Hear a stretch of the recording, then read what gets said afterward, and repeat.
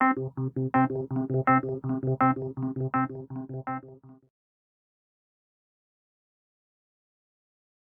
take a seat right here, man.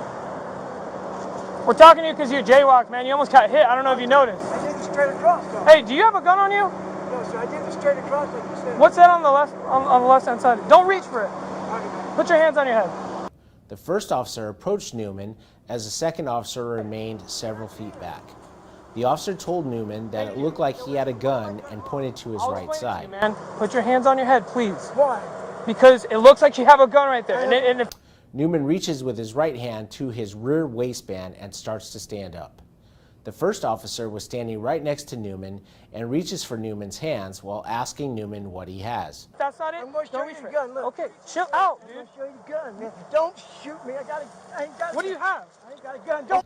Newman reaches with both hands towards his waistband and pulls out a handgun and fires one round. That's when the second officer shot back. I ain't got a gun. Don't make sense. Don't make sense. Don't shoot me. I ain't got. What do you have? I ain't got a gun. Don't make sense. Don't make sense.